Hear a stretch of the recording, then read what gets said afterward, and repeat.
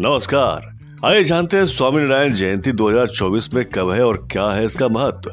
चैत्र मास के शुक्ल पक्ष की 9वीं तिथि को पूरे देश में रामनवमी मनाई जाती है।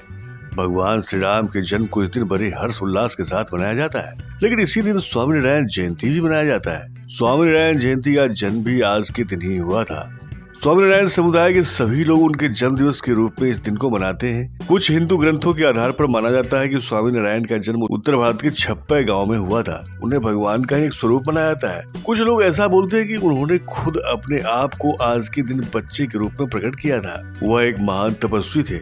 उनका उद्देश्य केवल समाज को सही दिशा प्रदान करना और हिंदू प्रथाओं को पुनः से विकसित करना था। स्वामी नारायण जयंती 2024 में कब है? इस वर्ष 2024 में स्वामी नारायण जयंती बुधवार 17 अप्रैल 2024 को होगी। कैसे मनाते हैं स्वामी नारायण जयंती?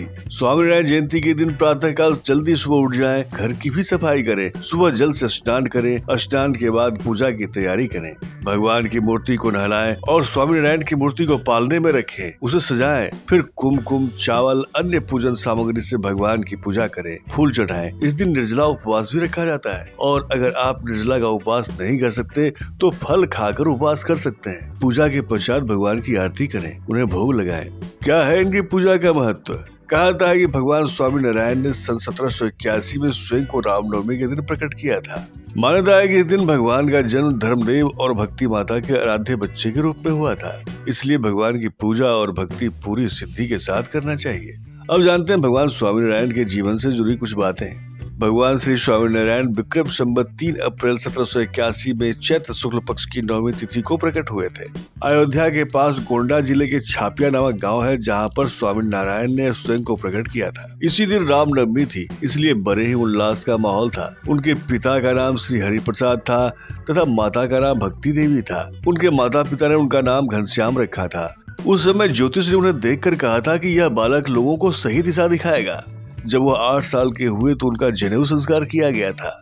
बहुत छोटी उम्र में उन्हें अक्षर ज्ञान भी दे दिया गया था, जिस कारण कई शास्त्रों का अध्ययन उन्होंने प्राप्त कर लिया था। 11 की छोटी उम्र में उनके माता पिता का देहांत हो गया था और वे अकेले हो गए। उनके माता पिता के देहांत के कुछ दिनों बाद ही उन्होंने घर छोड़ दिया था और लगभग 7 सालों तक उन्होंने पूरे देश का परिभ्रमण किया।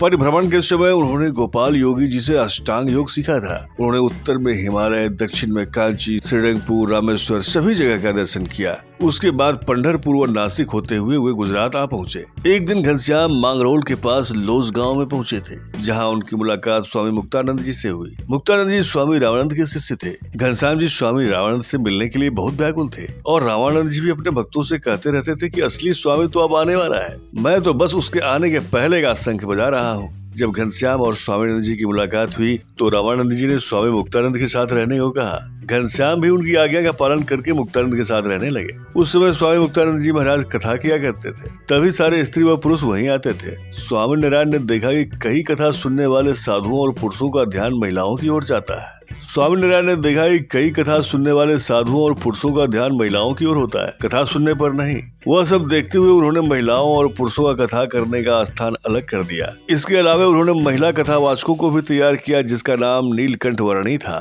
स्वामी रामानंद ने नीलकंठ वर्णी को दीक्षा देकर उनका नाम सहजानंद रख दिया। दीक्षा देने के 1 साल बाद ही रामानंद जी ने जेतपुर के सहजानंद को अपने धर्म संप्रदाय का आचार्य पद पर आसीन कर दिया। उसके कुछ दिनों बाद स्वामी रामानंद जी का देहांत हो गया। नीलकंठ वर्णी ने गांव-गांव घूमकर सबको स्वामी नारायण मंत्र का जाप करने को कहा। स्वामी जी ने निर्धनों की सहायता व सेवा को अपना लक्ष्य बनाकर सभी वर्गों के लोगों को अपने साथ जोड़ा।